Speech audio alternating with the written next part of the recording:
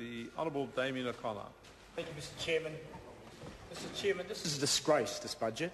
It is a very dumb budget if you want to run a smart economy. It's a regressive budget if you want to run a progressive economy, Mr Speaker. Can I quote from Bill, Mr Speaker, something that most people in this House will accept? The lacklustre performance from the export sector lies at the heart of our growing vulnerability. Well, what did this budget do for the export sector and the primary drivers of that sector, the farmers and horticulturalists? Well, Mr Speaker, not once in the budget speech did Bill English, whose brother is CEO of Federated Farmers, not once did he mention agriculture or horticulture. In fact, he made only brief reference to exports or exporters. So how is this budget going to grow our economy? Well, Mr Speaker, we should look at a few reports on our economy, and there are some challenges going ahead, Mr Speaker. We accept that we need to have better performance from the export sector. Mr Speaker, New Zealand's largest single vulnerability is now the large and growing net external liabilities, Mr Speaker. But to quote, having identified this vulnerability, what does the budget do about it? Well, to quote Bill, Mr Speaker, very, very little. And if we don't grow our earnings, there's no amount of shuffling around of tax rates, of tax benefits, is going to get us out of the hole that we're in, Mr Speaker, because we need to be driven by greater exports up and down this country. Not once was agriculture mentioned, Mr Speaker. That is a disgrace.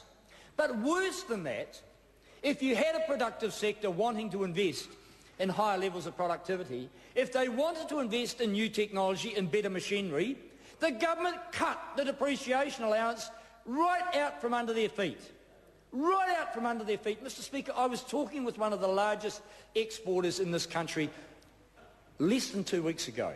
He said what we need is a higher level of depreciation allowance for new plant and equipment to lift the level of productivity in this country. Mr Speaker, John Key has said lots about productivity, but what he thinks productivity is paying less to workers to give more to the people at the top. Well, he did that, I guess. I guess he did that in the budget. Yes, he's given crumbs to the people at the bottom and given a bigger slice of the cake to the very wealthy in this country. It is immoral, Mr Speaker. It is absolutely immoral, and it is dumb thinking if you're trying to develop a smart economy, Mr Speaker. People will be packing their bags and going to Australia because no amount of tinkering with the tax rates are going to make up for the huge gap between what we can pay workers in this country and what Australia can pay workers, and the higher savings rate and the better superannuation benefits. And what did this budget do to address that? Nothing. Absolutely nothing. It is a pathetic budget from a mean government that does not understand the term fair or equitable. And they have driven this economy further behind. Nothing for the export sector, nothing for the farmers. In fact, if there were farmers earning over $70,000 a year, they might have more benefit. Well, Federated Farmers themselves, reluctant as they might be to criticise the government, admitted that very few farmers are paying tax. So what they will face is higher levels of GST. And can I say to them that if they're bleating about the ETS and the cost on their business, sit down and do a calculation about the increased cost from the rise in the GST, Mr Speaker. It's about time they did that, and Connor English should get off his chuff as a CEO, challenge his brother and say that you, Mr English, my brother, have imposed huge costs on the farming and export sector and offered us nothing by way of your budget, Mr Speaker. Not yours, Mr Chairman, sorry, but Bill English's and John Key's, because they don't have a vision. They don't have a vision, and neither does that member from Timaru.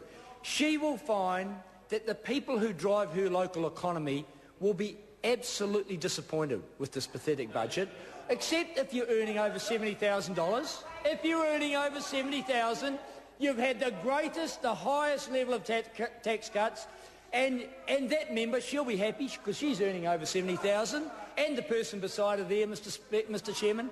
This is a pathetic budget for the export sector. I call